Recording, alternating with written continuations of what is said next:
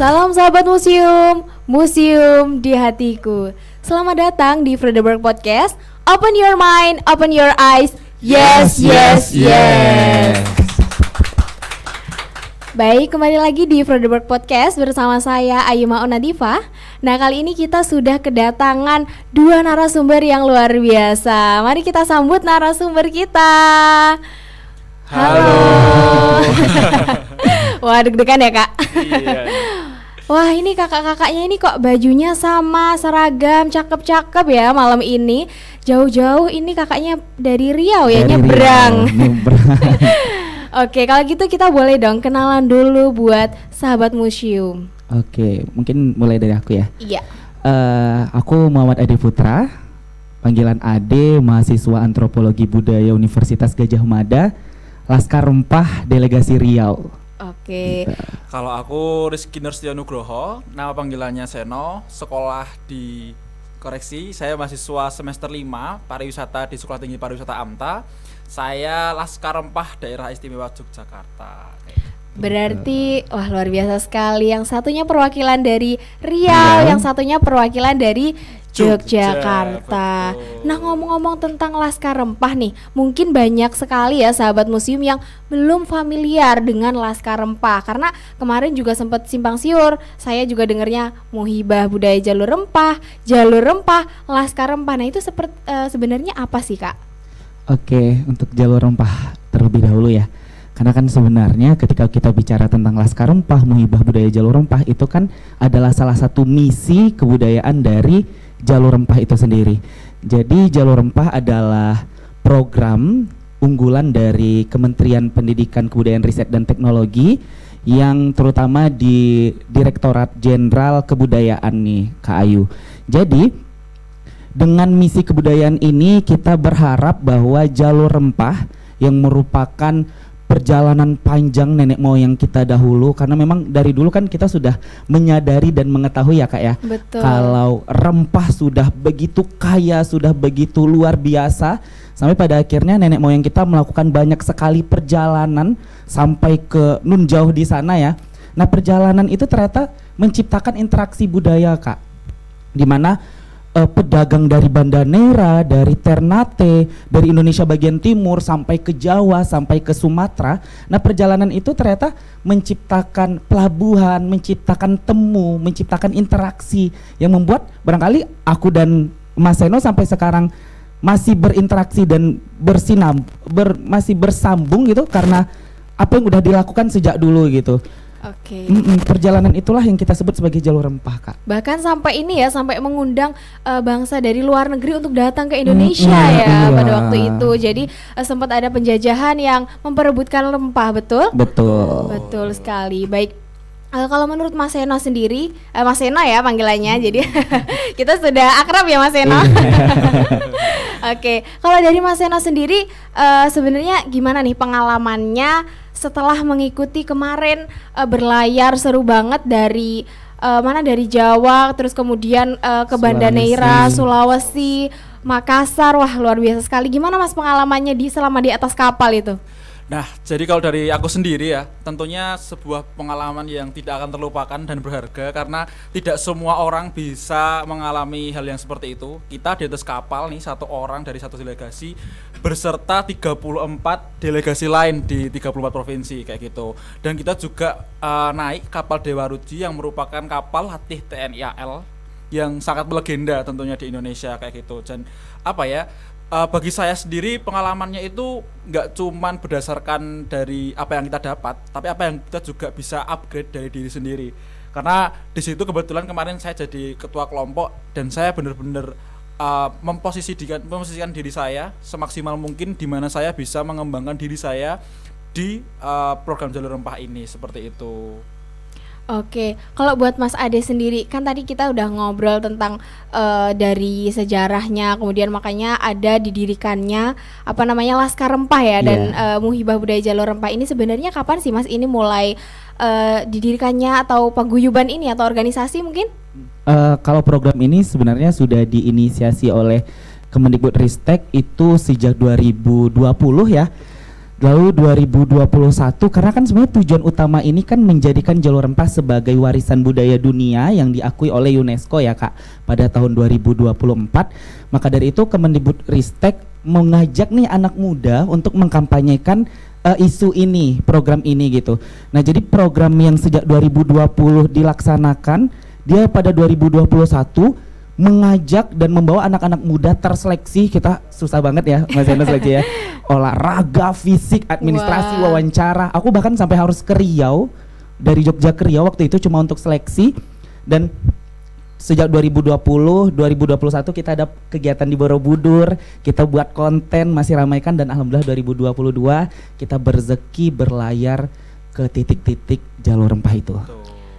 Oh iya, kalau berlayarnya itu sendiri rutenya kemana aja nih Mas? Jadi kalau di tahun 2021 waktu kita awal seleksi itu masih ada banyak banget titiknya. Ada 13 titik ya, masih ada di Banjarmasin, Padang gitu-gitulah. Tapi ternyata setelah di tahun 2022 dan juga mungkin penyesuaian pada saat kondisi Covid, di sini kita ada 6 titik pelayaran Jalur Rempah dengan 6 titik singgah ya Dea. Dari Surabaya ke Makassar, Makassar ke Bau Buton ke Ternate, Ternate Tidore Banda Neira Kupang, dan setelah itu pulang lagi dari Kupang ke Surabaya kayak gitu. Oke, tapi ini dari perjalanannya itu tadi kan ya, kan udah jauh-jauh dari Surabaya kemudian ke Maluku dan lain, benar-benar belajar rempah pas di sana atau gimana nih? Iya, jadi program Wibah Budaya Jalur Rempah yang seperti dijelaskan tadi Ade itu gak cuman belajar kayak rempah, kayak mesti kita tuh kayak apa sih ini rempah-rempah gitu kan. Nah sebenarnya poin dari Jalur Rempah itu adalah akulturasi budaya yang tercipta pada saat dulu masa perdagangan dan juga pelayaran nenek moyang kita seperti itu. Budaya-budaya itulah yang kita sebenarnya mau angkat, yang kita sebenarnya mau lestarikan, yang kita nggak mau nih sebagai bangsa Indonesia kehilangan identitas kita sebagai negara yang berbudaya seperti itu. Jadi kita benar-benar di situ nggak cuma belajar tentang rempah Indonesia seperti apa, tapi mengenai kebudayaan dan sejarah bangsa Indonesia lebih dalam seperti itu. Baik, wah luar biasa sekali. Jadi kayak aku pengen atmosfernya pengen ikut berlayar gitu. Iya. masih ombang-ambing gitu ya. Jadi memang benar-benar itu memakai kapal KRI Dewa Ruci betul. Dan juga melibatkan beberapa angkatan laut dan juga beberapa dari 34. Kemudian dari 34 itu tadi gimana sih sebenarnya seleksinya tadi, maksudnya kan apakah kemudian mereka itu diseleksi dulu dicalonkan atau mendaftar sendiri atau gimana teknis-teknisnya? Mungkin kalau sahabat museum kayaknya tertarik nih bakal ada tercium akan ada lagi ya. Iya betul. Untuk proses seleksinya, jadi kan kita sebenarnya punya beberapa pilar ya. Pilar yang ingin didukung nih, seperti sastra ataupun kesenian. Selanjutnya ada wastra, ramuan, kuliner begitu ya. Nah, dari 5 pilar itu waktu seleksi kita diminta untuk mengerjakan satu esai kebudayaan yang tidak hanya bicara tentang 5 pilar ini, tapi juga ada tentang kemaritiman, kelautan Nusantara. Setelah esainya jadi, kita seleksi administrasi ya. Iya, betul banget. Banyak banget pastinya saat itu. Banyak. Lalu kita seleksi wawancara. Setelah wawancara baru kita fisik. Kalau di Jogja kabar-kabarnya ada lari. Iya, karena ada lari, ada tes psikologi juga. Kebetulan. Jadi wah, udah kayak benar-benar kayak masuk ini ya. Sekolah kedinasan ya. Kedinasan dunia kerja seperti itu. Karena juga kalau tidak disiapkan dan dimatangkan sejak awal, waktu di kapal itu memang habis-habisan sih. Wah. Dan memang program ini didukung penuh oleh Kementerian Pendidikan ya? Iya, oleh Kemendikbudristek penuh banget, luar biasa.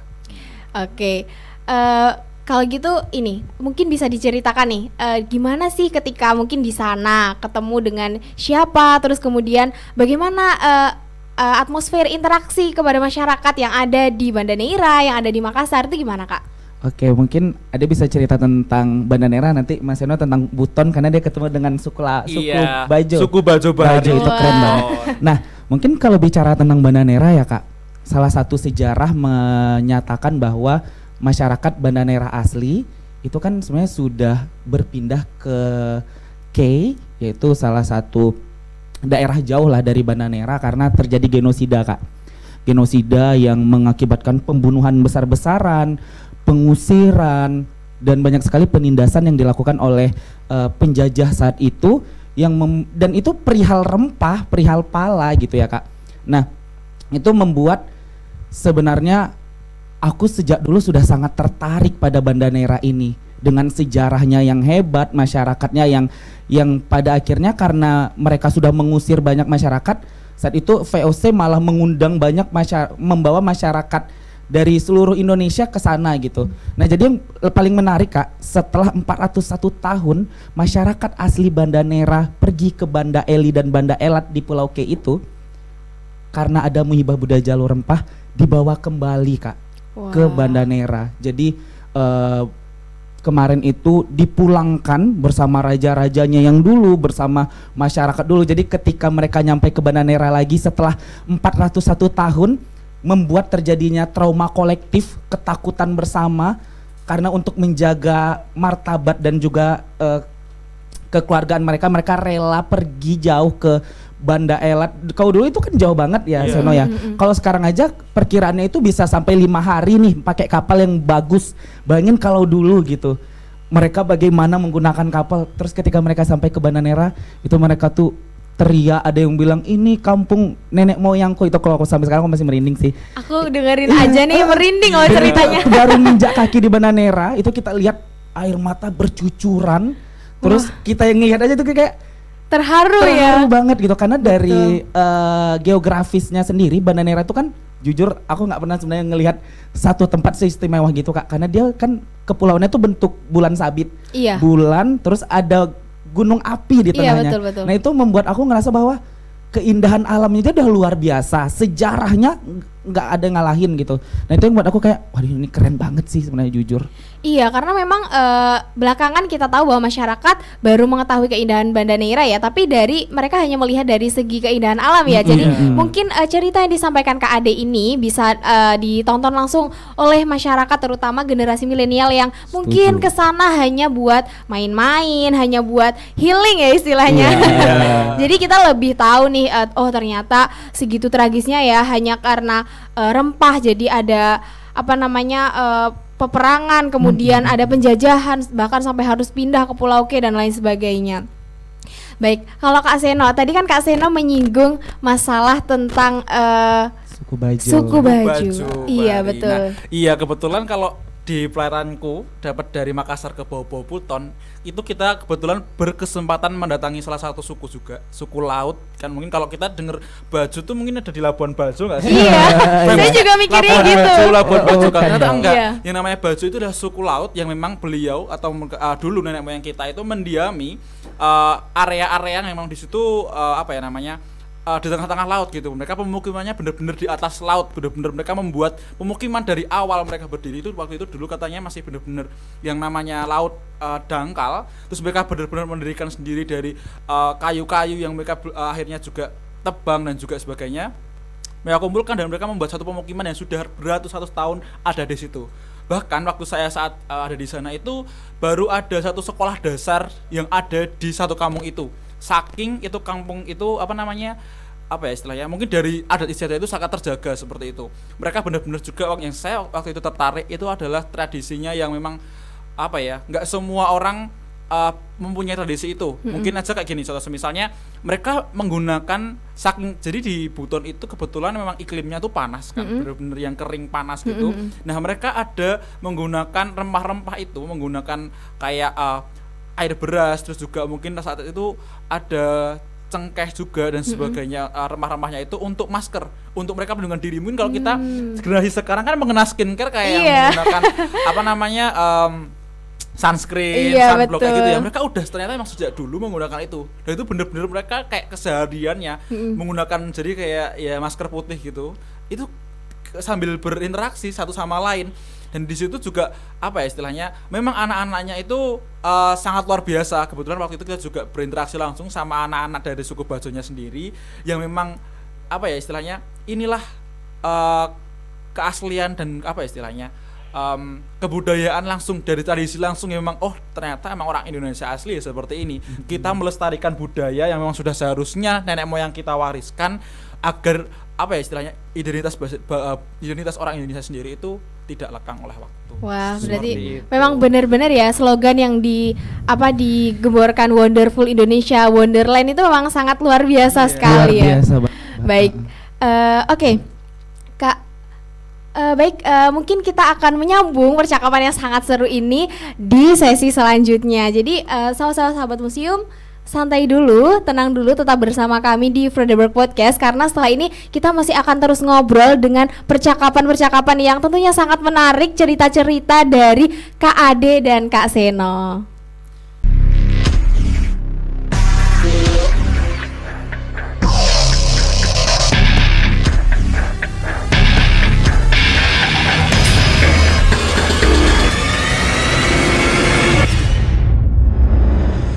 Ya, selamat datang kembali di Frodeberg Podcast. Open your mind, open your eyes. Yes, yes, yes.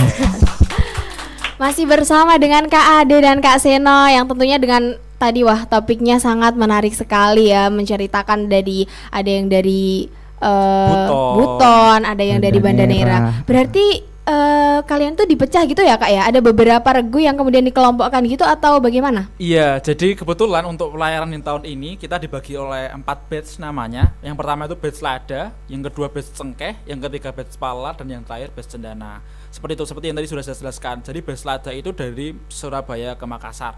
Nah, setelah itu digantikan oleh batch saya, batch Cengkeh dari Makassar ke Bau Buton ke Ternate. Nah, dari Ternate digantikan oleh batchnya Ade, itu dari Ternate ke Tidore ke Banda Neira ke Kupang. Nah, dari Kupang itu digantikan batch Cendana dari Kupang ke Surabaya, seperti Benar. itu. Berarti setiap batch itu punya 2 titik ya? Atau 1 titik? Ada 2, ada 3, iya, ada yang empat. lebih sih.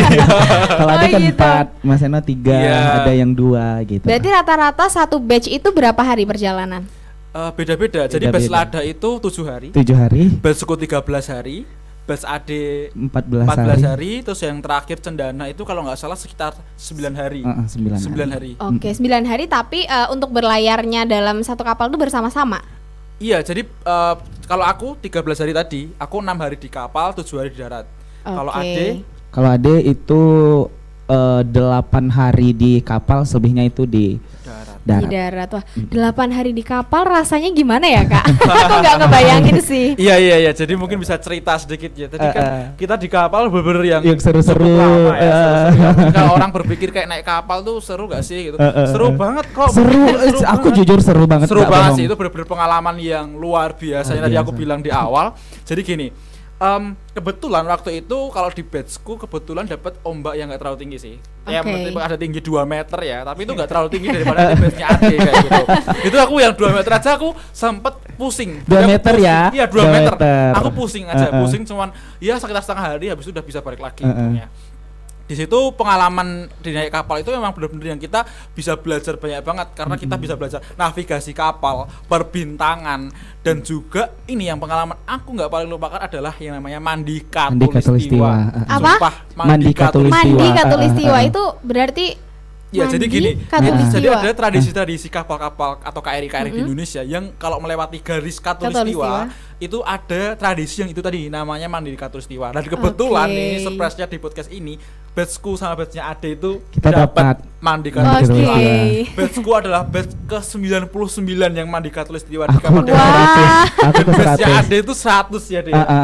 Jadi gini, mandi katulistiwa mungkin kita habis spill sedikit Iya, ya, iya, Dea. iya. Jadi kita dibangunkan tengah malam, bener-bener waktu melewati dari apa namanya pukul 00. iya lebih itu yang dari garis katulistiwanya itu, lalu kita bener-bener dibangunkan ala-ala apa ya istilahnya? Ala-ala lah ya. Ala-ala Militer. ya. Bener-bener Oke. yang Ada harus bangun teriak-teriakan. teriak-teriak gitu. Jadi bener-bener yang kita pas tidur kayak gitu terus bangun gitu kan, harus bersiap-siap dan sebagainya. Nah di sana kita istilahnya kayak apa ya istilahnya? Ya dimandikan gitu sih. Dimandikan. Kita pertama harus jongkok dulu Iya, keliling jongkok kapal, keliling kapalnya besar kapal. banget. Terus juga kita tuh ada yang gini, bayangkan itu gak sih? Iya. Bayangkan kalian jauh dari orang tua, itu kita udah nangis-nangis kan. Iya. Terus tiba-tiba madep ke belakang, kita disiram iya, air. disiram air laut. Terus kan ada yang cosplay jadi hantu. Iya, jadi Wah, pakai hantu bener-bener laut gitu ya, Kak? topeng. Topeng-topeng. Oh, itu paling menarik. Ini kan kayak ceritanya tuh Neptunus. Neptunus, Kan? Jadi itu, jadi kita benar-benar lewat garis katulistiwa itu tuh kita disambut oleh Neptunusnya Iya. itu. Jadi ada Oke. Neptunus Neptunus dan istrinya. istrinya. Jadi nanti waktu teriak tuh Punggawa mandikan dia gitu. Iya. Jadi kita dipanggil satu-satu, kita Oke. maju, terus kita menghadap Neptunus yang jadi cosplay jadi Neptunus. Jadi bilang, "Saya Muhammad Adi Putra dari Riau. Selesai mandi katulistiwa Iya. gitu." Wah. Terus kita baru dapat izin untuk berlayar gitu. Iya. Kesannya lah ya. Wah, Kayak luar ala-ala biasa. diizinkan Neptunus Iya. untuk lewat lah seperti Oke. itu. Terus kita ada mungkin aku lagi ya Seno ya. Terus kita ada jaga laut yang kalau pemaknaannya bagaimana kami kalau di batch aku ngelihat jaga laut adalah bagaimana kita menjaga Indonesia. Karena kita berada di garis-garis paling strategis barangkali, Iya, betul. tepi-tepi Indonesia.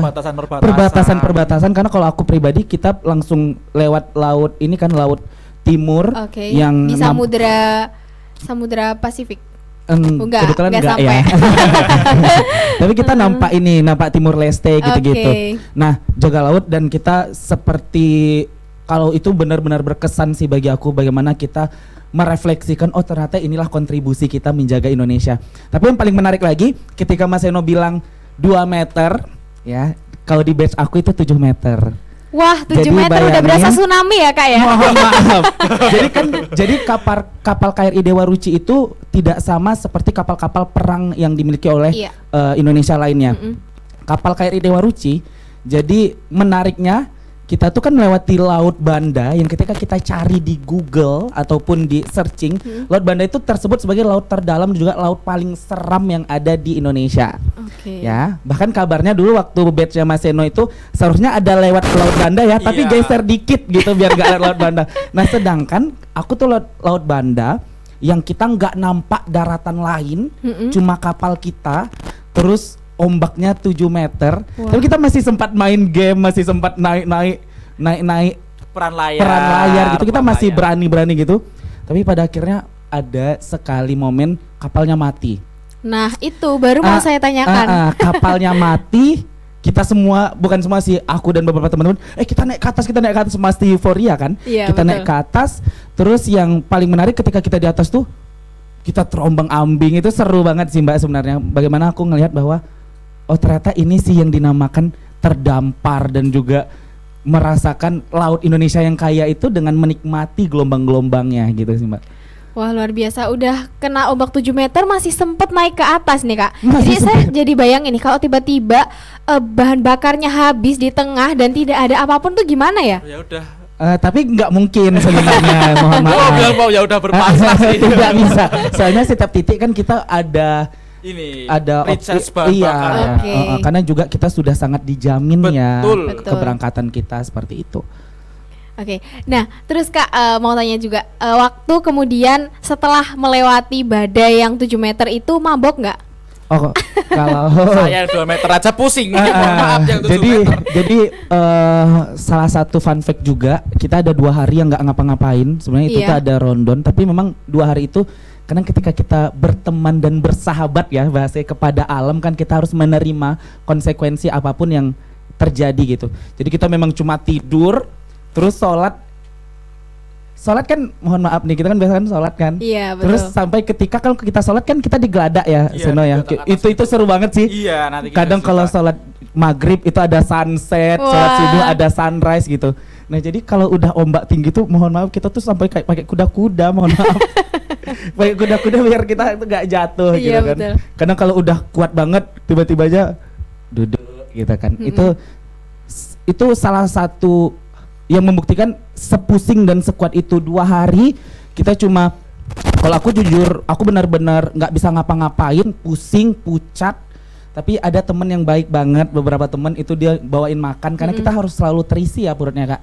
Tapi kan aku udah berdiri aja udah nggak sanggup, dianterin, disuapin gitu. Itu seru banget sih sebenarnya. Itu sangat menarik sekali ya. Berarti selain mendapatkan banyak pengalaman juga kekeluargaan di jalur rempah ini, di Laskar Rempah ini sangat erat sekali. Nah tadi setelah ngelihat ombak, setelah kemudian melewati pasang surut air laut, pas ketemu daratan gimana perasaannya? Waduh, kalau aku ya jujur ya, kalau mau jujur di batchku tuh lebih suka di atas laut daripada di darat.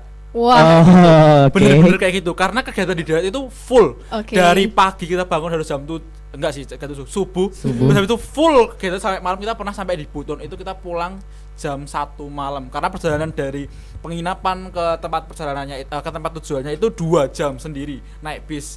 Jadi kayak bener-bener kalau di batchku tuh capeknya tuh bener-bener di darat. Makanya kalau di atas kapal kita bener-bener bisa istirahat. Tapi seru ya. Iya, seru. Ya. Padat pun seru dong. Betul. Nanti teman-teman juga jangan kayak kok capek. Enggak, itu bener-bener seru banget pengalamannya. Iya, karena bareng-bareng ya Kak ya. Tapi kalau di batch aku gini Kak, kan kita udah lewatin Laut Banda gitu ya. Terus waktu udah dekat ke Kupang, itu kan udah dekat-dekat pulau. Jadi kita udah dapat sinyal, udah bisa buka lihat tiket. Iya, betul. Jadi dapat tiket, kita tuh kayak pulang. Alhamdulillah. Saking di lautnya udah kayak gitu ya. Jadi waktu pertama nyampe di Kupang itu aku jalan udah kayak mohon maaf. Sempoyongan ya. Iya. Kayak habis naik kora-kora ya Kak, mohon maaf. Nyampe di Kupang aku udah pakai sarung aja, baju habis, pelin koyo gitu sih Kak. Oke, tapi berarti kalau misalkan selama di darat itu kan tadi Kak Seno bilang untuk menuju ke penginapan itu kurang lebih selama 2 jam. Itu berarti menginapnya tuh di hotel kah, di rumah masyarakat kah, di tenda kah, atau gimana? Kalau di batchku kebetulan dapat di villa ya. Jadi kebetulan kalian staycation ya Kak?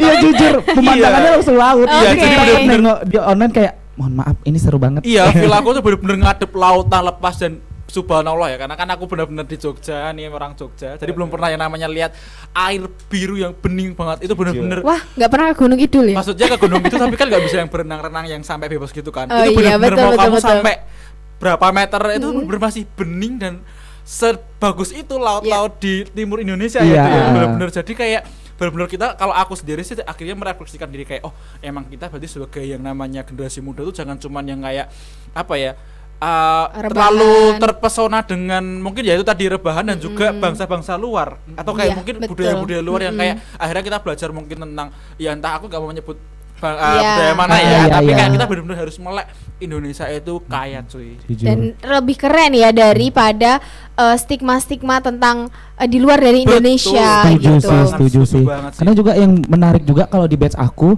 kita kan ada di asrama haji, terus ada di iya kan, tapi yang paling menarik di Banda Neira Kak, kita kan selama 3 hari di Banda Neira, kita itu dikenalkan tinggal dan juga hidup bersanding dengan masyarakat Kak. Kita tidur dengan Mama Piara, itu Mama Erni. Kalau Mama Erni nonton hari ini, I love you Mama Erni. Jadi aku demam nyampe Banda Neira, ternyata Mama Erni ini suster. Oh iya. Itu benar-benar aku dirawat. Kan kalau di Banda Neira kan mamanya kan selalu semangat ya, ade makan gitu, dan itu tuh membuat aku kayak, dan yang menariknya masyarakat itu saking sayangnya sama kita, waktu kita pulang dari Banda Neira, mereka ada yang sampai naik-naik ke rumah di atap, teriak-teriak, "Ade, teman-teman Laskar jangan lupa pulang." Itu sih yang ngebuat aku kayak, aduh. Iya, dan itu kalau ada video-videonya ya itu tuh kita nangis kejar banget, apalagi Pak Komandan sambil mutarin lagu Tanah Air itu tuh makin kena. Iya, gitu banget 3 hari ya. Kita 3 hari tinggal bareng masyarakat, sharing, Mama gimana rasanya menjadi orang Banda yang harus terbiasa dengan bukan hingar-bingar kota gitu kan. Kalau kita kan memang hingar-bingar kota ya gitu. Cuma mereka bilang ini cukup kok, ini sangat menyenangkan gitu. Yang membuat aku kayak Banda Neira rumah sih kalau aku bilang. Jujur. Wah, luar biasa, keren sekali. Oke, aku juga masih kepo nih dengan cerita-cerita yang aduh rasanya tuh pengen nangis gitu loh, dengerinnya tuh udah terbawa atmosfer dari euforianya ketika ada di sana gitu. Tapi tunggu dulu, nanti kita akan balik lagi setelah yang satu ini karena kita akan pause sebentar dan kita akan bercerita lagi dengan Kak Ade dan juga Kak Seno.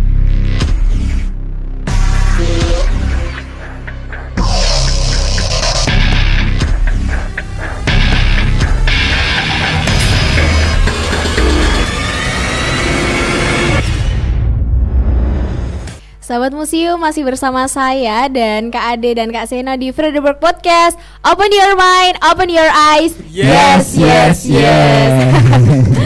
Wah, luar biasa sekali tadi ceritanya, dari mulai perjalanan kemudian sampai pulang disambut oleh masyarakat dari Banda Neira dan Buton, dan kemudian tempat-tempat yang dikunjungi ya Kak ya, yang sangat antusias sekali, bahkan tidak rela untuk melepaskan kepulangan, bahkan pengen sekali ya mungkin untuk tetap di sana seperti itu.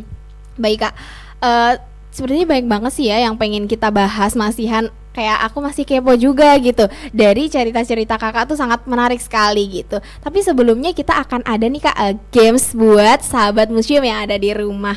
Kira-kira gamesnya apa ya? Jadi nanti rulesnya kakak-kakak ini akan memberikan pertanyaan kepada sahabat museum yang nonton podcast kita. Silahkan mendrop pertanyaan sahabat museum yang sahabat museum tahu di postingan poster podcast kita di Instagram Museum Benteng Frederberg Yogyakarta. Baik, pertanyaannya silakan. Oke, jadi pertanyaan buat teman-teman atau pemirsa di rumah ini gampang nggak sih? Gampang sih kalau kita ya. Kita sebagai generasi muda harus tahu ya. Harus tahu. Jadi mungkin teman-teman bisa aja jawab, sebutkan 3 rempah asli Indonesia. Karena kan mungkin kita tahu kan kalau rempah tuh banyak banget. Banyak banget kan. Nah, jadi silahkan jawab 3 aja. Harus rempah asli ya, Indonesia yang asli Indonesia ya. Oke, ingat ya sahabat museum harus jawab 3 rempah asli Indonesia. Jadi nanti sahabat museum ada 5 yang akan dipilih yang berhasil menjawab pertanyaannya akan mendapatkan reward dari Museum Benteng Frederberg Yogyakarta. Oke, jangan lupa juga buat teman-teman untuk subscribe dan komen serta nonton podcast kita di kanal YouTube resmi Museum Benteng Frederberg Yogyakarta. Oh iya, boleh juga dong Kak di-spill apa sih Instagram atau mungkin YouTube dari Jalur Rempah atau Laskar Rempah? Oke, jadi kan karena mungkin kita kalau cerita di sini kurang ya deh, kurang banget. Jadi mungkin teman-teman yang mau mengikuti perkembangan dan juga mungkin kisah-kisah kami kemarin bisa banget follow di @jalurrempah.ri dan juga @laskarrempah RI. Juga gitu. kita ada podcast Kata Rempah. Iya, yang bisa teman-teman simak dari awal kita perjalanan Laskar Rempah dan juga sampai kita selesai berlayar kayak gitu. Ya mungkin yang bisa lebih lengkap ya deh. Iya. Dan mungkin sahabat museum juga kurang kali ya Kak kalau misalkan dengerin podcast kita cuma sekali. Iya, mungkin bisa ada pas selanjutnya ini. Iya, ada selanjutnya setelah berlayar lagi. Nah, kira-kira akan ada pelayaran lagi nggak Kak untuk yang selanjutnya? Ini sih yang kita tunggu-tunggu sih. Jadi teman-teman amati terus saja Instagram Jalur Rempah RI, TikToknya dan juga Twitternya, karena baru tadi malam di-spill kalau akan ada Laskar Rempah angkatan berikutnya. Wah, luar biasa. Tapi ada syarat-syarat tertentu nggak Kak untuk misalkan menjadi seorang Laskar Rempah kayak gitu? Mungkin kalau dari aku yang dipersiapkan ya, terutama yang di Jogja, yang pertama fisik dan mental. Karena itu benar-benar itu tadi, kita ada tes kayak lari, berenang dan kayak sit up sampai seperti itu. Dan juga kalau mental kita ada tes psikologi. Jadi teman-teman bisa banget nih mempersiapkan mental karena di atas kapal tahu sendiri. Kita benar-benar menghadapi kegiatan yang full, kegiatan yang kita di situ benar-benar berhubungan nggak cuma karena ini ya sama Laskar Rempah sendiri. Itu juga pejabat-pejabat, TNI yang kita harus tahu manner dan sebagainya. Masyarakat juga yang penting intinya kamu harus menjadi anak muda yang mencintai Indonesia, menyadari keberagaman budaya dan juga siap-siap untuk mengetahui, mensyukuri bahwa Indonesia ternyata seluas dan seindah itu. Luar biasa.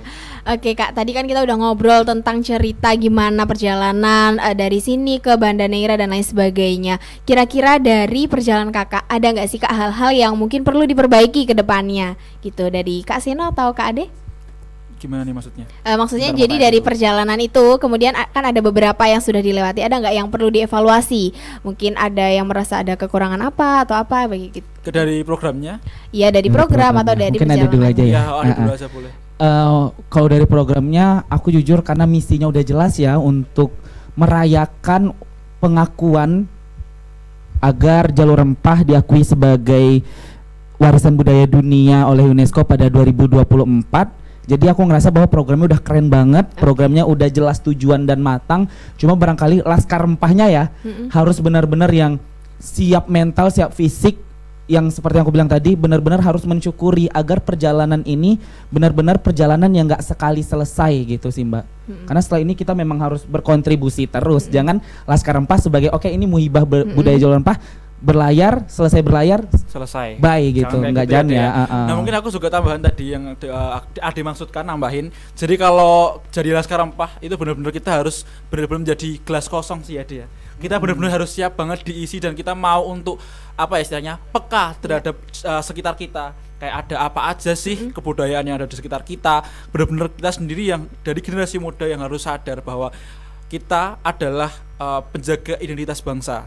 Jadi kalau kita harus menyadari dan kita harus terus melestarikan bangsa ini tentunya, identitas bangsa ini tentunya. Iya. Kayak gitu. Tadi Kak Ade kan menyinggung masalah kontribusi. Nah, kemudian untuk tindak lanjutnya atau kontinuitas dari kegiatan ini apa nih Kak?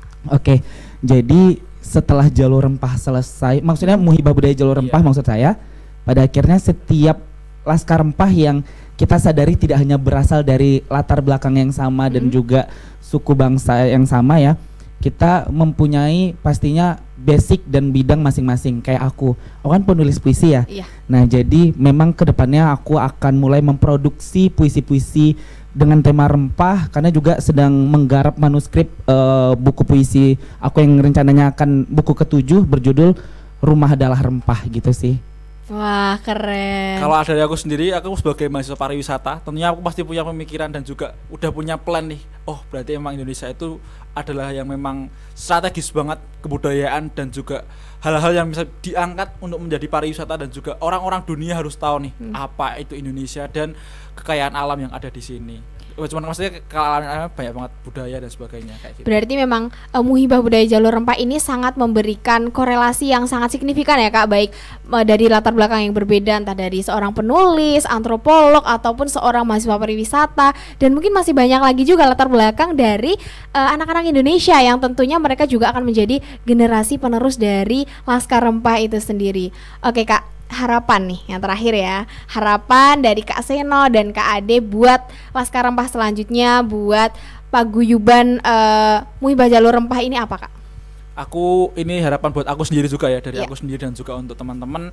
Jadi itu tadi, yang pertama kita harus bisa peka terhadap diri sendiri dan lingkungan sekitar kita, kebudayaan Indonesia apa saja yang mungkin kita bisa lestarikan dan kita junjung selalu tinggi, dan juga adat istiadat yang memang menjadi identitas bangsa Indonesia supaya tidak hilang di generasi kita kayak gitu. Oke, kalau dari aku sendiri, seperti yang sudah diketahui Jalur Rempah itu ada misinya. Mari kita bareng-bareng kampanyekan ini, karena pada akhirnya warisan budaya dunia oleh UNESCO itu akan sulit untuk diakui jika perannya tidak disadari dan juga didukung oleh masyarakat.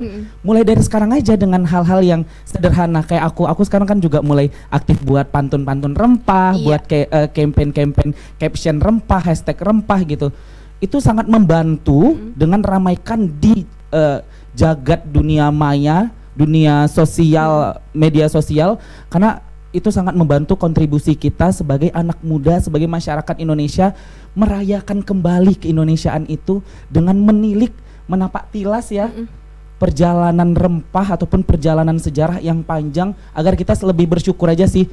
Oh Indonesia gitu sih. Betul. Oke baik, jadi itu tadi harapan dari Kak Seno dan Kak Ade tentang kedepannya bagaimana, dan tentunya kontinuitas dari program itu sendiri. Jadi pesan untuk kaum milenial tidak hanya mengunggulkan dari negara luar, tapi juga justru kita harus lebih sering melihat kepada bangsa sendiri yang tentunya sangat kaya akan budaya, sangat kaya akan sejarah, dan tentunya sangat berdinamika hingga saat ini yang mungkin belum banyak teman-teman yang tahu ya Kak ya.